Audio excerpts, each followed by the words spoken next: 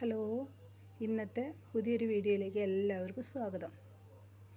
ഇന്ന് വീഡിയോയിൽ വരാൻ കാരണം നമ്മൾ ഫേസ്ബുക്കിലൊക്കെ ഒരു കുറിപ്പ് കണ്ടു.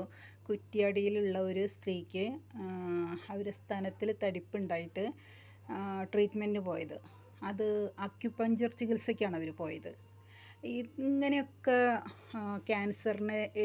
ക്യാൻസറിനെ പറ്റിയുള്ള ബോധവൽക്കരണങ്ങൾ നടത്തിയിട്ടും ഇപ്പോഴും ബോധം വരാത്ത ജനങ്ങളുണ്ടല്ലോ എന്നാണ് വിചാരിക്കുന്നത്, അല്ലേ? എന്തൊക്കെ ബോധവൽക്കരണം നടത്തുന്നുണ്ട്. ഇപ്പോൾ നമ്മളുടെ ഹെൽത്ത് സെൻറ്ററിലൊക്കെ തന്നെ ഇപ്പോൾ അതിനെ പറ്റിയിട്ടുള്ള ഭയങ്കരമായിട്ടുള്ള ബോധവൽക്കരണം നടന്നുണ്ടായിരുന്നു. അപ്പോൾ ഇവരൊക്കെ എന്താണ് ഇത്രയും അത്ര പ്രായമായിട്ടുള്ള ആൾക്കാരൊന്നുമല്ല ഇങ്ങനെ പഴയ ചികിത്സാ രീതി തേടി പോവാൻ. ഞാനിപ്പോൾ ആ ചികിത്സാ രീതിയെ കുറ്റം പറയല്ല.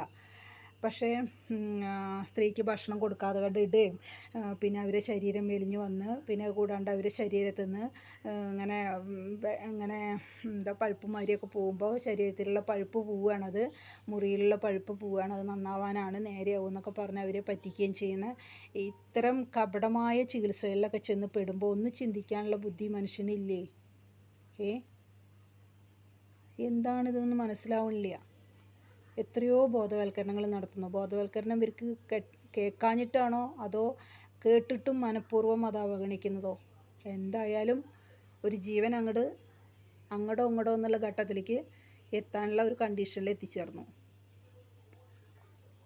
അപ്പോൾ ഇങ്ങനെയൊക്കെ കാണുമ്പോൾ നമുക്കിതൊക്കെ ഒന്ന് പറയാൻ തോന്നുക വന്നിട്ട്. ഇത്രയും ബോധവൽക്കരണങ്ങൾ നടന്നിട്ട് ഇവരൊക്കെ അവർക്ക് അറിയില്ലെങ്കിലും ഈ നിൽക്കുന്ന ആൾക്കാർക്കും ഇത് ബോധമില്ലാഞ്ഞിട്ടാണോ? എന്തോ മനസ്സിലാവില്ല എന്താ അതിൻ്റെ സംഭവം എന്നല്ല. ലാസ്റ്റ് എന്നിട്ട് ഹോസ്പിറ്റലിൽ ട്രീറ്റ്മെൻറ്റ് തേടിപ്പോയി. അപ്പോഴത്തേനും അവർക്കും പറ്റാത്തൊരു കണ്ടീഷനിലാണ് ഇപ്പോൾ കഥകൾ പോകുന്നത്. ഇപ്പോൾ ആരുടെ കുറ്റമാണത്? നമ്മൾ സ്വയം വരുത്തി വയ്ക്കുന്നതാണ്. അങ്ങനെ ഒരു ചികിത്സ ഉണ്ടെങ്കിൽ നമ്മൾ പോകണ്ടാച്ചാൽ മതിയല്ലോ. അവർ ചികിത്സിക്കുന്ന അവിടെ ചികിത്സിച്ചോട്ടെ. അങ്ങനത്തെ ഒരു ചികിത്സയ്ക്ക് നമ്മൾ പങ്കെടുക്കേണ്ട ഇരുന്നാൽ പോരെ? ഇനിയെങ്കിലുമുള്ള ഒരു ബോധത്തോട് കൂടിയിട്ട് പെരുമാറുക. ഓക്കെ.